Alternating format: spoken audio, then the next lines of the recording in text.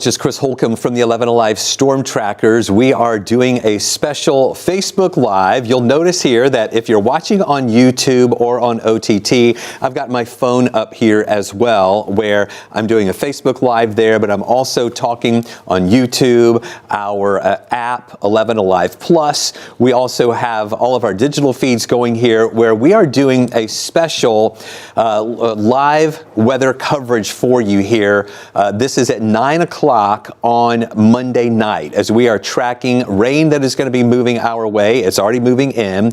We're already seeing the winds kicking up as well, and we have the potential for some stronger storms to develop here early by tomorrow morning. So for those of you on Facebook, sometimes you might see me looking over at this camera. For those of you watching online, sometimes you'll see me looking over at my phone, because I'm going to be talking to people and getting some questions that some folks have out there as well on Facebook. But let me break down for you what's going on right now. I'll tell our director right now, I can't see in the monitors what's going on. I'm not sure if that's because of the control rooms or not, but oops, well, no, we just lost it there. Hopefully that'll come back here in just a second, because that's the main thing that we're going to need here to talk about what we've got going on here on this live coverage. All right, so this is fine the way we have it right now.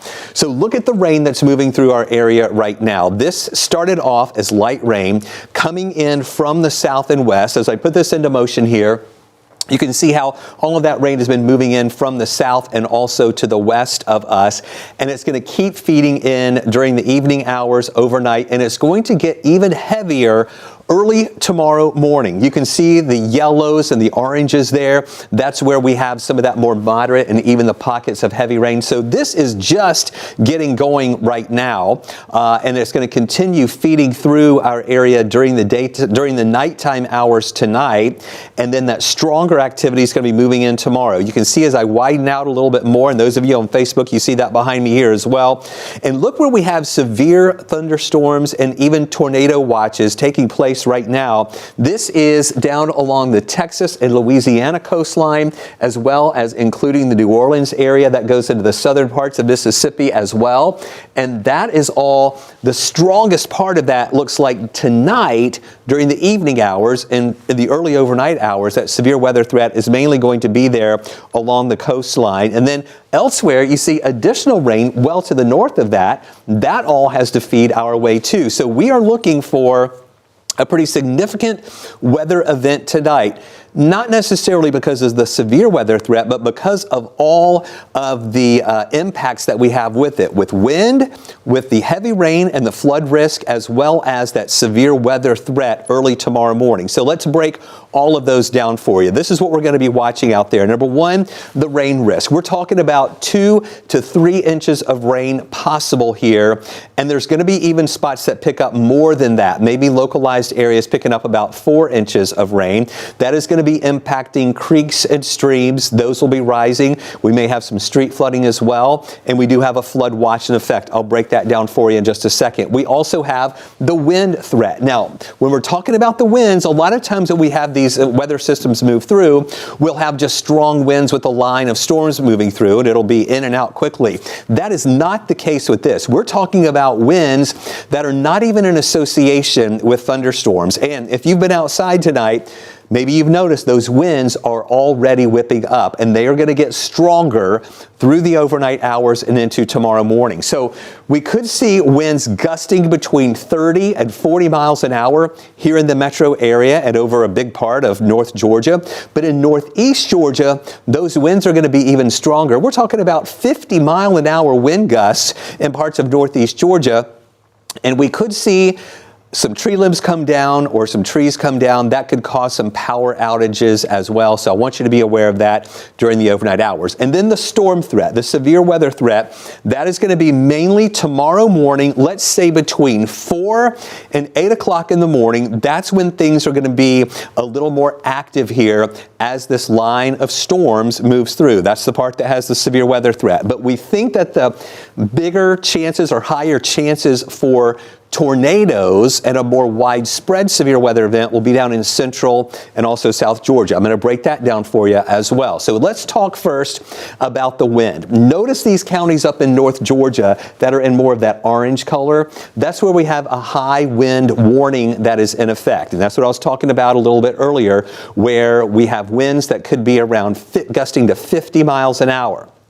Elsewhere, around the rest of the area, northwest Georgia, metro Atlanta, down on the south side as well, we have a wind advisory in effect. We're talking about sustained winds, 20 to 25 miles an hour. We'll have some gusts between 30 and 40 mile an hour wind gusts through the overnight hours and into tomorrow morning. And again, we could have some sporadic outages in the metro area too. Here's a look at what we're watching with those stronger winds. Now, again, these are wind gusts that we're going to be looking at here. Maybe 45 mile an hour wind gusts in the Blairsville area. That's even in this hour. We're already seeing the winds whipping up in those areas right now. And then you can see here where we have 29 mile an hour wind gusts. That's when we get to about 2 o'clock in the morning. 36 mile an hour wind gusts in Blairsville overnight. 38 mile an hour wind gust in the Dalton area. Continuing on through the overnight hours tomorrow morning. Let me move. You can see the time frame. I'm sorry for those of you on Facebook. You can't see that there. We're talking about 17 mile an hour wind gusts here. 43 mile an hour wind gusts in the Blairsville area. It is going to be a very windy night here for tonight. And then through the day on Tuesday, those storms will also cause some winds. It may calm for just a little bit, but then on the backside of the system, even though the rain's going to be out of here, we're still going to be dealing with really strong winds into the afternoon hours. As we clear out, we see that northwest flow that's going to be moving through our area as well. And it's going to remain very windy during the day tomorrow. I'm seeing some of you on Facebook Live talk about some school closings and delays that we have. I'm not going to list those here. And if you tell me you hear that a school is closed in your area, I'm not going to report that until it's confirmed by our newsroom. But if you are looking for those school closings or school delays, we have the entire list on our website at 11alive.com. All right, so that's a look at the wind. Now let's talk about the severe weather threat.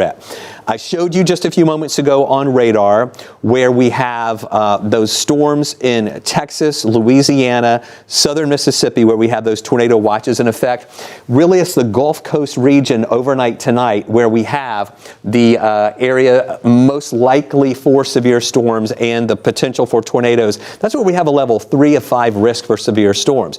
We're not expecting that this evening in Georgia for it to be severe, or really during most of the overnight hours. It's going to be early tomorrow morning when we see that severe weather risk here in our area. Now, I want you to see here, the level 1 risk is pretty much along I-85 and south of 85. That's a level 1 of 5 risk. Then, just to the south and east of that, there's a level 2 of 5 risk, and then just below that, there's a level 3 of 5 risk. There's a really fine line between who's not going to get severe weather at all and who's going to get a lot of severe weather, between that level, between no severe weather to the north and west of us to the level 1, 2, and 3. So it's going to get very active, again, mainly tomorrow morning when that severe weather threat is going to be a little more likely for those areas to the south of us. We're also watching all the rain coming through. This is going to be a significant rainfall event. Melissa Nord looked up some of the totals. We may see the largest 24-hour rain total tomorrow than we've seen in a long time, all right, depending on how much rain that we get out of that. And we'll be reporting on that when we start getting some totals in here. But with the amount of rain that we're getting, there is the potential that we could see some flooding in some spots. We've got a flood watch in effect for tonight through Tuesday evening. Even though the rain will be ending tomorrow, most likely around lunchtime or so, there will still be some water rising. So that's why we have to watch for any flooding there. We're talking rain totals, maybe between 3 and 4 inches in many spots. That's going to cause some issues on some rivers and some streams and creeks that'll be most impacted. There is the potential, though, for some street flooding, too. Low-lying areas that are flood-prone whenever you have a lot of rain, you'll need to watch for some rising water, again, overnight tonight and into tomorrow. So here is the timeline of what we're watching. We already have the rain moving through. Now, again, this weather special that I'm doing right now is also going to be taped. It'll be played at different times. But this is what I'm showing you. This is based on about 10 minutes after 9 on Monday night. We've got the rain moving through our area now, and it doesn't let up during the overnight hours. It is going to be pretty active here, a good coverage of rain through those overnight hours. This is the view at 3 o'clock. For those of you on Facebook, I'll move my head so you can kind of see the timeline right here, where at 3 o'clock in the morning. And then here we go, between 4 and 8 in the morning is when it's most active for us here in Metro Atlanta. This is the band of rain that will be heaviest in the early morning hours tomorrow. This is at 7 o'clock in the morning. This is also the part of the system that is most likely going to have some thunder and lightning with it. Again, we think on the south side, that's where it's going to be strongest with that potential for some stronger storms. Once we get to the 9 a.m. hour, that line of strongest storms will be stretching from Athens down toward Lake Oconee through parts of Putnam County, down toward Milledgeville and Macon. That's the most active part of the system. We'll still have some rain back behind that here in Atlanta at the 9 o'clock hour here on Tuesday morning, but it is going to start letting up. And then by lunchtime, the back edge of the rain is pushing through Atlanta. That exits through the afternoon, but we're not finished yet with the weather threats out there, because with this cold air coming in, it's going to wring out any leftover moisture in the atmosphere. And then check this out. We might see some snow flurries here late on Tuesday evening, kind of squeezing out of those clouds. We don't think it's going to be causing any major issues or a lot of accumulations in North Georgia, but just don't be surprised if you see some of those snow flurries coming down here once we get into Tuesday night. And then by Wednesday, things are going to be better. The winds calm down. It gets a little quieter out there too. And then we're still not finished with the weather issues for this week. We have another system coming in on Friday. This one is going to have some rain with it. This one is going to have the possibility for some storms with it as well. We can't be too specific yet about really those specific storm threats, but I just want you to be aware on Friday will be another day that we're watching weather. And then I'm going to take you into next week. The models are we're going to get a lot of cold air coming in next week. And remember, we've been in this pattern of an active weather pattern where every other day it seems like we'll have rain that moves through or some moisture that moves through. Well, we're going to have a lot of cold air in place next week. And look at this, what we're watching by next Monday night. Now, again, this is 7 days out. A lot can change. If you look at this now and say, wow, look at the snow on the way, we don't know for sure that this is going to happen. But this is just some of the indications right now. We're going to be watching from Monday night into Tuesday whether or not that moisture makes it in here to give us any type of winter precip here once we get into Monday night and also Tuesday morning. So let me break down for you what we're watching with that 7-day outlook here. We have the rain and storms early tomorrow. Those move away. Then you'll see a quieter day on Wednesday. Thursday looks like the best day of the week with mostly sunny skies and a high of 57. The next round of rain and potential storms coming in on Friday. The weekend drying out. We'll see partly cloudy skies here, but it's going to be chilly with highs only in the 40s. And then on Monday, we'll have another round of rain moving in. We'll have to watch those temperatures very closely as well as that moisture moves into our area. So let me take you back to radar. Let me show you again one more time what we've got going on. We've just done about a almost 15 minutes here worth of weather information for you. I'm getting reports from folks on Facebook right now. Lamar says it's raining in South Fulton. Other folks here on Facebook are saying, didn't we have some storms like these right before the blizzard of 93? So a lot of people are always trying to, think historically. Before the blizzard of 93, it got up to like 70 degrees a couple of days before that, before we had the blizzard. Fabia is saying it's raining in the city of Austell. We have other comments. It's raining in Buchanan. That's from Layla. Tammy Brown is hoping for snow. Tiffany says, I heard we're having some rain and thunderstorms on Friday later this week. There is the potential for that as well later on this week. We also have reports here. Gail says that she wants snow. A lot of folks are saying they want snow here. Tammy says her classroom was doing some snow dancing today. So those are just some of the comments that are coming in out there right now.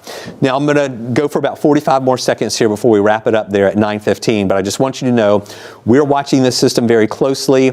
Chesley McNeil's going to be in with you early tomorrow morning here on 11 Alive. Melissa Nord will be joining him for any special coverage that is needed during the morning if that is needed here.